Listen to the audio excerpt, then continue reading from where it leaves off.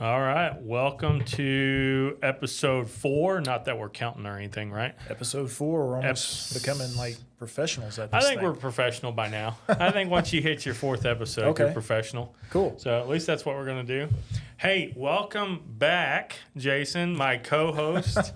I know I gave you a hard time about that Yep. last time you were here, but yeah, hey, we're co-hosts. So my name's Colt Callison with my awesome co-host Jason Emily. So we love this topic, wealth without stress. Mm-hmm. And today's topic is going to go right along with that because we're going to talk about creating margin in your life. Yep. What do you mean by that? Create margin in your life. Man, it could be a pretty heavy topic, but to me, if you have margin in your life, you have a buffer there to be able to dictate some of the course of your life, take some control in your life. Yeah. For people that do not have margin in their life, whether it be in their finances, time, whatever it may be, they're forced to make decisions that they otherwise probably wouldn't prefer or would have made if they had some margin inside their life. Yeah. So if we're going to go down the financial aspect, that's when you start making rush decisions, bad consequences, because you just do not have that margin. Yeah. I know, especially in the real estate world, I come from the real estate world, 13, 14 years of sales and everything. And the people that honestly shouldn't be buying homes, don't really have a whole lot of money. Yep. They get kind of pigeonholed into some pretty bad deals, but they don't have options. Yep. Right. And so options give us, I guess, better outcomes in life and everything. And I don't know how many times I've told my wife, I am so glad that we have the ability to not have to take those kind of deals. Yep. Right. So Yep. Let me ask you this, just thinking off the top of my head here, it's not in our notes.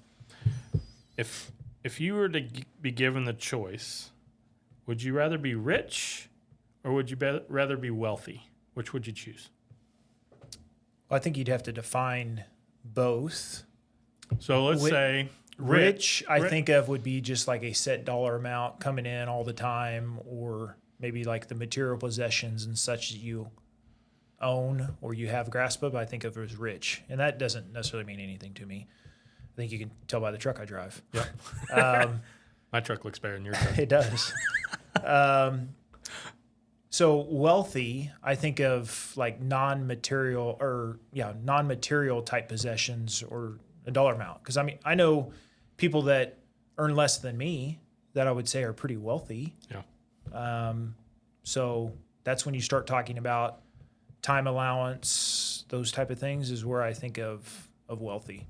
So I consider the main difference between rich and wealthy. Mm-hmm. Rich deals with income. Wealthy deals with time. And I would say before 2020, I was very focused on becoming rich. I wanted a lot of money, right? And I chased money like crazy.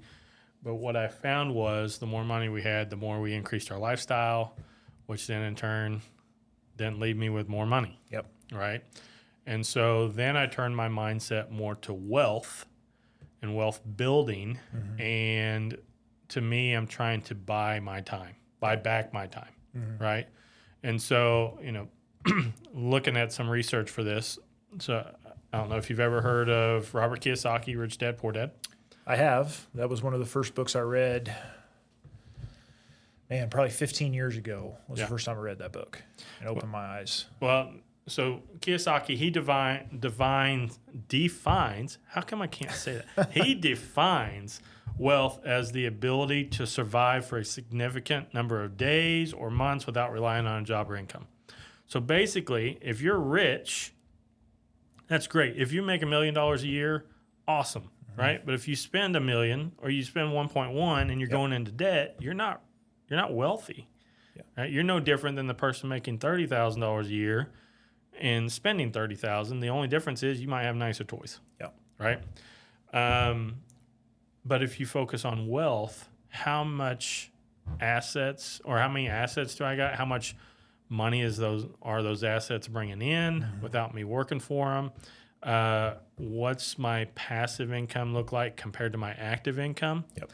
Right? If I need $10,000 a month to live off of my living expenses, and my assets are spending off $10,000 to $15,000 a month, I don't have to work, and in my mind, I'm wealthy. Well, that is my definition of financial freedom. Yeah. If I had to define financial freedom, it would be your passive income exceeds your monthly expenses, and you've got the freedom to make decisions at that point. Yep. So you're financially free. So I guess a good question to ask yourself if you lost your job today, or lost your active income today, however that is, Yep. how long could you survive, right? Some people, I guess common wisdom out there is have an emergency fund of 3 to 6 months. Yep.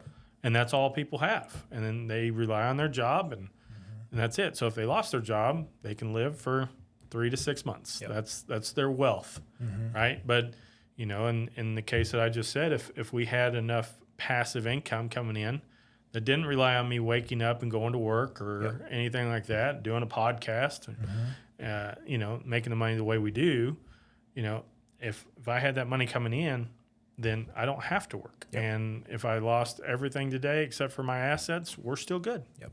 Well, you shared 3 to 6 months, but you have another note here that you looked up, and we alluded to it the last episode. Man. So yeah, let's go back to that. So according, and I said this at the end of the last episode, it's kind of a segue into this, but according to bankrate.com, they do an annual review, I guess, what's that called when they survey? Thank you. Yep. Thank you. But they do an annual survey. Only 41% of Americans say that they could cover a $1,000 emergency expense. So that's almost 60% that cannot even cover a $1,000 emergency expense. So it'd be interesting to see if there was a survey out there to figure out how many people actually have 3 to 6 months saved. I mean, it'd be less than 10.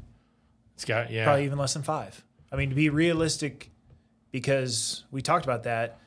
I mean, I have people that come to me and they're wanting advice and such. And on the outside, they look really, really good. Got the 5,000 square foot house, got the boat, got the 3 or 4 vehicles, well manicured lawn, all those type of things. But they don't have enough extra, to shake a stick at in that regard. And so it would be really, really, it's probably less than 5%, I would bet. Oh, I'm sure. Yeah. Yeah. I mean, here's something that, kind of going back to the real estate world and everything, when I would meet with new clients, I don't think very many people think of this, and you should, but not all real estate agents, not all professionals in lending or, financial planners or insurance agents, they're not all the same, right? Yeah. So some of them got their head on straight, and they planned ahead, and they have margin in their life, and they don't need you as a client. They want you as a client, but they don't need you, right?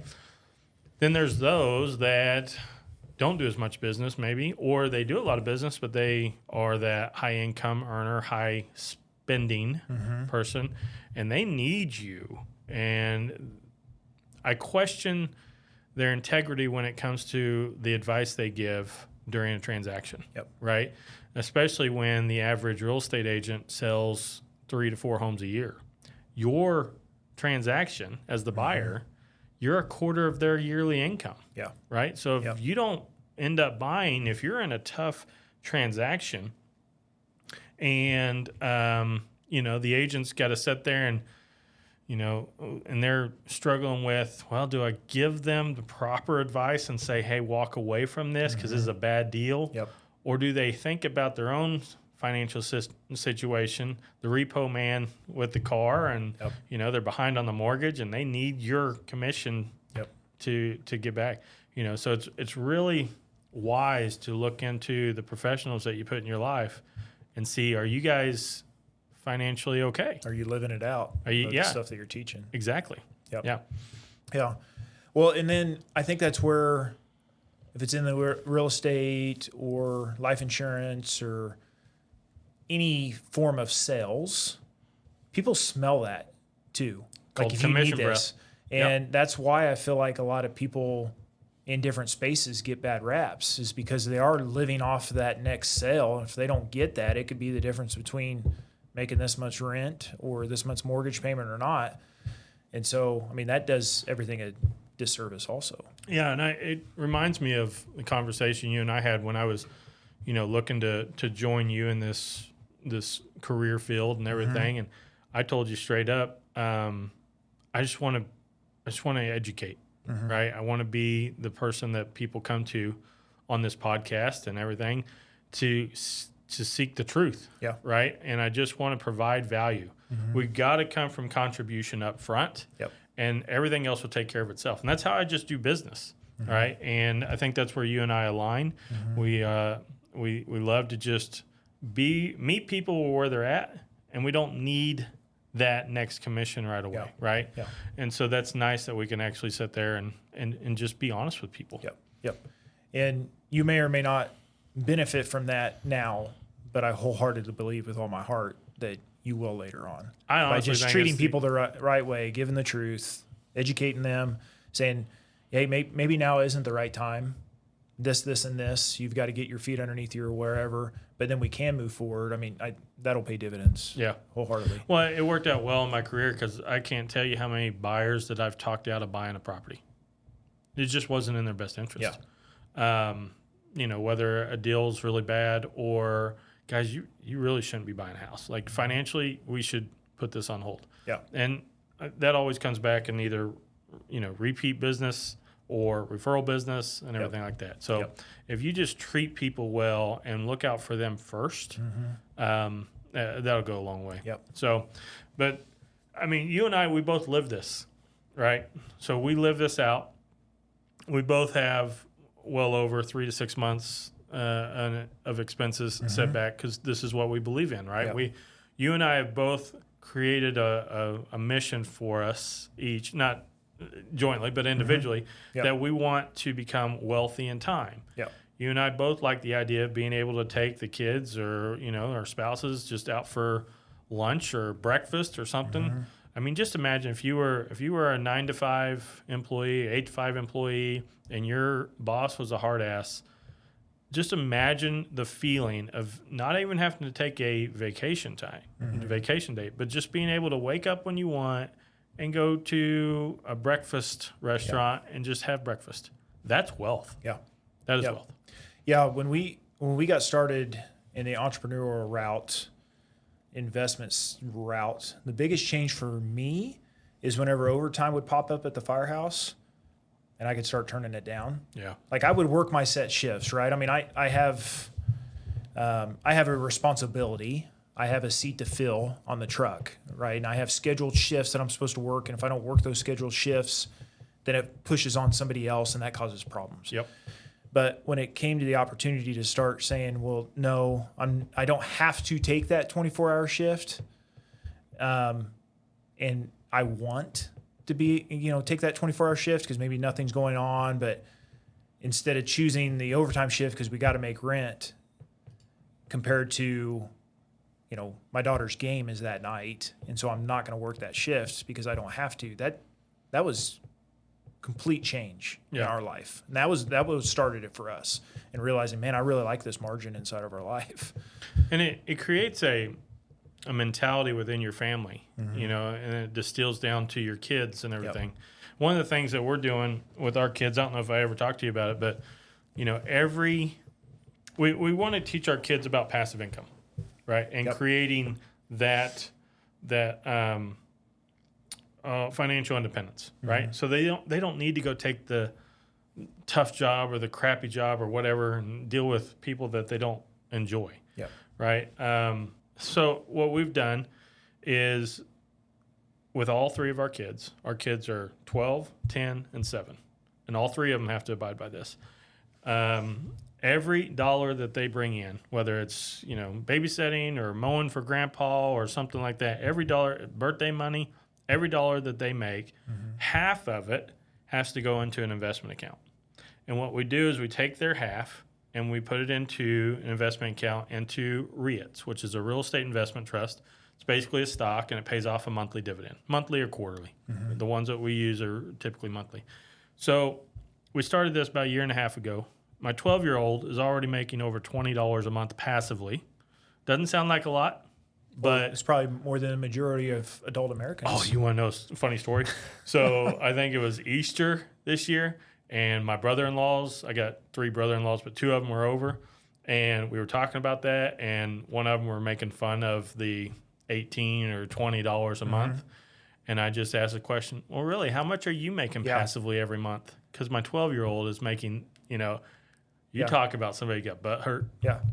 Making an infinite return above what you're making. Exactly. Without working. Yeah. Yeah. So yeah. Awesome. But yeah, and you know where I got that from? Shaq. Oh, yeah? Shaquille O'Neal. I saw a quick video of him, and he says, hey, you want to be rich? Take half, take $1, tear it in half, not really, but 50%, put it away into assets that are spinning off passive income, and you'll be rich, right? If you want to be wealthy, take half of that half, and now you're putting 75% into investments. Yeah. He goes, that remaining 25%, ball out. Yeah. Now, does that happen from day one? No. Yeah. Well, most people, we already said, most people can't even cover $1,000. Yep. But if you start with 1% or 2% and everything, let that start growing. Yep. Or the desire. Be a guiding post for your kids and have them start doing that at such a young age. So when my daughter is 16 and we're looking at buying a car, she'll have enough passive income coming in to make the car payment. Yep. And she's not getting that loan from a bank. She's going to use her established infinite banking concept whole life policy that we've talked about in the last few episodes. Yep. And she'll be making those payments back to her own policy. That's awesome. But she'll be making those passively. Yep. Right? Yep. So that's what we're instilling with each of our kids. And I mean, it just starts with just getting started. Yeah. That's all they got to do. Well, for us, the way it started was, each time, well, first of all, we had to make the decision that we wanted different results than what we've had up to that point, in our life as a newly married couple. We were only married a few years at the time, and our oldest is 13, and she would have been about a year and a half or so at the time. And so we just had to make the conscious decision. We want to do something different. Yeah. So for us, as increase in pay would happen or something else would come in, we fought the urge for at least a year to increase the vehicle we drove or, going to buy whatever it was to increase our monthly expenses. And then my thinking was, well, hold on a second. We've gone a year without needing this trinket or this other vehicle, nicer, whatever it is. We could probably just continue to go without it. Yeah. And so that margin there that we had created is what goes into the asset or the investment or whatever it may be. And that's how you start. Yeah. At least that's how we started. So if I understand you right, if I'm hearing you correctly, you don't have to spend the increase in your race? You don't, believe it or not. You can I promise you can go without. You can invest that? You could. What a concept. Yeah. Yeah. So, but I wasn't, surrounded by people that were doing that. So, it was out of the norm. And I would say the majority of people, if they're listening to this, that may be a new thought process to them. Yeah. And I'm not talking down on anybody that spends their race, right? Because I could tell you above anybody else, I got caught up in keeping up with the Joneses, right? I wanted the bigger house. I wanted the nice new vehicles, everything like that. Yep. And I get it. When you start to use your focus or apply your focus towards building wealth and buying back your time, there's nothing out there that I need so bad that I just have to have. Yep. And I'll tell you just a recent story, right? We were looking, so we got my nice truck, got a good house, everything like that. What are we missing right now? We are missing the brand new Nautique G23 or G25. I don't know, 23-foot, 25-foot wake boat. We're missing that in our life. Okay. We need that in our life, right? And so we went, there's a leftover 24 model right up here at the dealership, Mm-hmm. and they had that sucker discounted about 80 grand. And that's a heck of a deal because you can't even buy a 24 that's been used. You can't even buy it for anywhere near. So you're talking about the discount. I'm thinking, well, what would even the thing cost if they're discounting at 80? It's $205,000. Okay. $205,000 with Okay. the discount. It's a Okay. $280,000 boat. Okay. Okay. And we were this. I'm talking. If you can't see me because you don't have video, I mean, Yeah. my fingers are pretty close together, right? We were so close to buying it. We had the deal all drawn up. We were getting ready to do everything, and I just sit there. And my wife is like, "What is wrong? This is like the best day of your life." Yeah. I said, "I don't feel good about it. I just don't feel good." She goes, "Okay, tell me about it." And I said, "You know how we always talk about it's okay to have the toys, Yeah. but our active income cannot buy the toys. Our passive income, right? Robert Kiyosaki, Rich Dad Poor Dad, says you have to go buy the assets first and then use your assets that are spinning off a cash flow or a dividend or whatever, spinning off passive income, then you can buy the toy with that. So if I lost my job or something, we still had that income to pay for those toys and we don't lose the toys." Yeah. And then he goes even further. He says, when the toy is paid off, you still have a cash flowing asset. And now you can deploy that funds, either invest it or go buy a different toy or something like that. Yep. But you never lose the asset, right? So I'm sitting there telling my wife that. I'm like, we're doing it backwards. We're going back to our old way of thinking. I want to go out to the lake this year. I really do. And I still, every day I'm looking at boats. But we have not earned that yet, right? We have to buy the asset first. So that was a very tough decision for us because she was like, she's on board. Yeah. I mean, it's not very often you get the wife to say, yeah, let's spend 200 grand on a boat. And, you know, so, but Well, kudos to you for making that, I still that don't come feel across. good about it. I'll be honest. Well, I don't feel good about it. well, I'm proud of you. I know it's the right thing to do because it aligns. I'm able to sleep at night. I don't have stress about it. Yeah. Right? Because I know those few days just leading up to that, we got all the numbers. We went and looked at it. I mean, everything. Right? And all the days leading up to that, we 99.9% sure we were buying it. And I just did not feel at ease. Yeah. I had this in my gut, Yeah. And so, yeah. Well, last episode we alluded to, if you make a purchase like that, yes, you can see the positives and the fun and all those type of things, but also you need to look on the backside of the second you start handing that cash to somebody else, what's the opportunity lost? Yeah. And so, unfortunately, and I know you don't do this, knowing you, but for a lot of people, they'll look at, well, I can make that payment, and not looking at the overall financial pros and cons of consequences of those decisions. They just look at, okay, I can make the payment. That's a green light, and I would argue don't base it off of whether or not you can make the payment or not. Well, and I'll be 100% transparent. So we're talking about if we buy a toy, you talked about on the last episode buying your family vehicle, right? And using your IBC policy to do that. We didn't even have cash value to cover that purchase. We were going to get a bank loan. Okay. So as much as I am all in on this process, right? The thought of needing that was getting it was. I'm just saying that because it's still hard. Yeah. Right. That's why you hear Dave Ramsey say, finances is 20% head knowledge, 80% behavior, and he's right about that. Yeah. Because my behavior almost got me back into a world that I am trying to escape. Yeah. Well, and I think it's important too to, if you got to change your influence, then you got to change your influence because it's going to be easy to want to go back to what you've always done. So, I'd encourage people that are listening, if we can be that influence, then I'd love to be that influence for you. But, you got to be around those type of people that are thinking differently. For sure. So, and that's probably a whole. And I tried to podcast convince episode myself we in can every way have. possible. I'm like, oh man, so my friends, they can go out there with me. I mean, look at all this time we're going to get to spend with them and their kids. And Well, I've always been told, never own a boat, just have a friend that has a boat. So, you could have helped me out with that. all right, so let's get off the topic of boats. Okay. And because this whole thing is creating margin in our life, not going backwards. All right. Well, we'll keep talking about your boat, but we won't bring up the things that I want to buy myself. We'll just keep sticking. No, to you're gonna have to get real on this podcast, man. This ain't all about Colt's confessions here. Okay, so let's talk about, and I've found this a long time ago, and I have this on my board in front of me. It's everywhere, right? I even have photos of all the cool things I could show you, right? It's got the airplane I want, it's got the house I want, everything like that. But it has this 5 steps to wealth, right? And I have it there because it's a reminder of the steps I need to follow, right?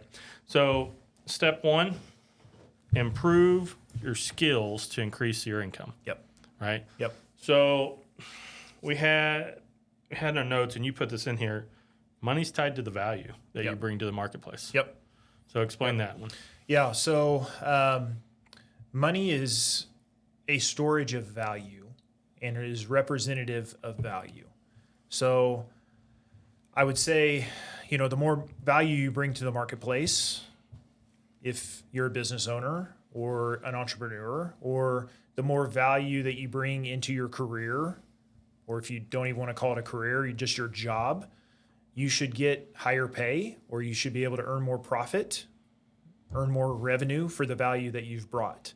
And so that's something each one of us can do, is increase the value. So if that's through knowledge, if that's through the amount of work that you're doing in your career, the amount of responsibility that you're overtaking, the promotion that you're studying for, whatever it may be, staying in that mindset of a job, you should then in turn be able to earn more income. And that's step number 1 that you can do personally, that you have control over, is how much value am I bringing? Absolutely. I can even tell you from somebody that's worked for others, so I've had a job, and somebody that's hired others, I've had a business and hired. If you work for other people, if you want a raise, the worst thing you can do is go to your boss and ask for a raise, right? You want to know the proper way to do it, especially from a business owner standpoint. Don't come to me and ask for a raise. Come to me with problems that you found in the business or any company that you work for. Yep. You found problems. You found inefficiencies. You found something that can be improved to improve the bottom dollar, i.e. profit of the business, or something that you streamlined to make it more efficient, something like that, and you've solved a problem for that and created value for the company. Once you come to me with a problem that you solved and what you've done and everything to increase the value of my company, that's when I, as a business owner, if I'm a good person. Now, there's some tightwads out there and everything, and if that's the case, you just need to seek other employment. Right? Because you're not getting recognized for the value that you bring. Right? But if any person, any boss will look at you and you've increased the value of their business, they should be willing to give you a piece of that value, right? Because if you're just sitting there and you're complaining, I don't get paid enough and I deserve a raise, let me tell you, you don't. I know that's harsh to hear, but you are getting paid for the value that you bring to the company, right? And that's it. So, because if they could pay somebody else less to bring the same value, they would. No, I agree. I hear people complain about, professional athletes and the astronomical salaries these people make. And it's just being honest. Major League Baseball, National Football League, they're in a business. And if they weren't still making money, they would not be paying these. It's crazy what some of these guys are making now. But they wouldn't be paying those salaries if it still wasn't making them money. I will tell you, the only one, as a Dallas Cowboys fan, Dak Prescott's getting paid way too much. He needs to win us the Super Bowl. But other than that, I get you. I get you. So step number 1, we got to improve our skills to increase the income. Now, with that increased income, we need to invest in cash flowing assets. So you mentioned earlier that you would go a whole year if you got a raise, right, from a job or something. You would go a whole year before you decided, hey, we need to increase our lifestyle. Right? So that increase, that pay raise, instead of spending it on material things, could go right into this step number 2. If you got $500 a month raise or $1,000 a month raise or something, something that you could possibly be doing that we've talked about many times so far in the previous episode, maybe start talking about starting your own IBC policy. Yep. And start putting your money to work inside a policy that you could start storing capital and everything. And creating an opportunity fund, because I think one of the most most frequent things I hear is, well, yeah, I see of opportunities, but I don't have the cash. Well, you got to set the cash aside, and it's got to be readily available, and that's the perfect way to do that. And I've heard this said a whole bunch of times by people that I follow, and it didn't really click until I actually started getting some money. But opportunities seek out money, right? So once you have money, you don't have to worry about finding opportunities. Yep. Trust me, they will find you, right? The problem then at that point is learning how to say no. Correct. Yep, and being smart on what you're going to say yes to. Yeah, because, it's an opportunity cost, right? If I say yes to something, I got to say no to something else. Exactly. All right, so invest the increased income into cash flow and assets. Now, typically, like I talked about with what I do with my kids, a good passive income source that I like is REITs. They just spin off a monthly dividend. I don't put all my extra income into that, but it's one place. I wanted something where it's completely passive, didn't have to think about it.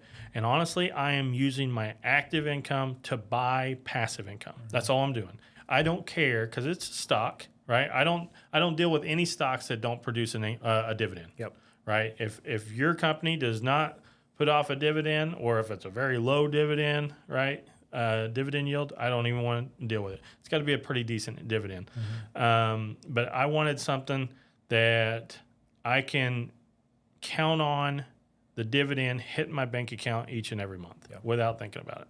So that's where we put some of our money. Our kids, they're very young in their investment career. That's where all of their money goes into, just buys REITs. We got like 3 or 4 of them, 3 or 4 different companies. I don't watch the ticker to see if it goes up. I don't watch it if it drops. I don't care. I don't care about the stock price. All I care about is the passive income that it produces. But if you didn't have margin in your life, you would be checking that ticker a bunch of times. You're right. So and the funny thing is, I have a client, really good client from real estate, and he sold a property that he bought really well under my advice, and a couple years later he sold it for a really good income or a really good profit, right? And that money's just sitting there in his bank account. And I told him, I said, hey, if you want to do something, just put it over. And he ended up put it into these REITs and everything, making 18%. Some of them I got it's 22%. I'm not saying it's always going to be that way. I'm not giving you financial advice or anything like that. But I remember, it wasn't too long ago. We're shooting this in middle of June. Wasn't too long ago where the stock market was going to crash, right? Remember that? It's like a month ago or something like that. He texts me. He's like, dude, we got to pull out all our money. It's like, no, hold, right? It's that Patriot or whatever the Mel Gibson, hold, right? And so I was like, just hold it, man. Just hold. What are you doing? Why are you even looking at it? He goes, well, he's got a substantial amount of money over there. And that was about a week and a half later. I texted him and said, you glad you didn't sell? He was like, yeah, because it's right back up to where it was. Did it tank? Yes. Did it come back up? Yep. But it still generated the passive income. I still got paid? Yeah. So it doesn't matter. So, But you're right. If you don't have that margin in your life, you're going to be freaking out. So step 3, maintain discipline with standard of living. This is where this is hard, man. This is hard. I love the quote your dad has in here, so I'll let you share that. So, man, I don't remember exactly. At some point, growing up, and my dad made the comment. He said, "Jason, just be mindful that as you get older in life, you may not always have more money, but you always have nicer things." And so I took that to heart in regards to as income grows, as compound interest happens, and all those type of things. For the majority of people, they don't have any more money in their bank account. They just always have nicer things. And they're still just stuck in that rat race type mentality, always struggling by, even though the pickup maybe is 10 years newer than what it was last month, but they still do not have anything more to show for it. Yeah. And this is why, like I said, on all those pictures with the material things that I want, I have these 5 steps, right? And so it's just a constant reminder that I could fall into the the higher standard of living thing. I will also say, from somebody that's made a really good income for years, you could get yourself trapped in a high income lifestyle to where now you're stuck in a job that you don't like. It brings no passion to you. It doesn't really fulfill a purpose. But you can't leave because you got to sustain this lifestyle that you've created for yourself. And so I've been very mindful about that in the last 4 or 5 years, that I want to get away from that mindset shift, and create a lifestyle that I like, I love, but also I'm not trapped with. Well, that's great. So, all right. So once we maintain discipline in our standard of living, now we have to reinvest passive income until it exceeds earned active income, right? So that is financial freedom. Right. So you're not going to start this. You're not going to achieve this on day one. No. This is a process. Like I said, my daughter, she's 12. She's making $20 a month passively right now. That's not life changing in, adult world, but she's 12. Right. And so that's going to start compounding and everything. Man, I can't remember. I did a little deal just off what she has in an investment account. If it just compounds over the next 40, 50 years, she's going to be a millionaire just off what she has there now. That's right. Awesome. And so, no, we'll see if, how those trajectories all work out. Is that true or not? But I'm just saying, if it goes off of that, then that's cool. Right. But we got to reinvest our passive income until it exceeds our active income. So, there's no need, especially with what we do. So we have our active income. That's what we live off of. Right. Everything that we invest, it's going to spin off a dividend or cash flow of some sort, right? Like Robert Kiyosaki says, as long as you buy assets that spin off a positive cash flow, then you're good. But if you're paying for something, it's no longer an asset, it's a liability. Right? And so we're just accumulating assets. And then we take that money and we don't live off of it, right? We just put it back and let it reinvest, right? And it buys more assets. Right, or we take that cash flow, put it in our, policy, and great cash value, and then we go take that. That's our opportunity fund, like you mentioned earlier. Just continuing to build out that banking system that provides more ability in the future. Absolutely. So then the last step, improve your standard of living only from surplus passive income. So once we hit that dollar for dollar amount we need from what we need to live off of, our monthly expenses, to, okay, we have that much coming in, right? That's our baseline. And then if you want to increase your standard of living, you want to get the nicer car, you want to do that, then you just have to produce a little bit more cash flow to go buy that car that's going to increase your monthly expenses. And I would add, let's say, passive income's $2,000 a month or $20,000 a month, and you decide, okay, it's time. We had an extra kiddo. It's time to go get the third bedroom or the fourth bedroom, whatever it is. Well, don't use the full 20 or the full 2. I mean, take half or a quarter. And it's got to be between you and your spouse on an agreed amount to keep that discipline going moving forward. Because it'd be really easy to get caught up with the Joneses again and think, well, I got $20K coming in. Well, something needs a new roof, or whatever that needs, and now all of a sudden you're back to zero again. That's when you just wiped out all the margin that you created over the course of a couple of years or multiple years. Absolutely. And I would even go as far as saying, as soon as your passive income meets your monthly expenses, that's not the time to quit the job.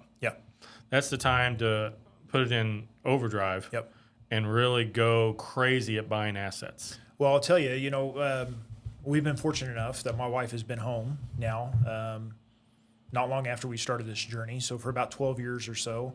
And the income that we were building from businesses was triple her salary. She was ready to go much sooner. Okay. About the time she realized, okay, we're not having to pay for daycare again. We've almost matched with my income. Okay, well, we're in a plus.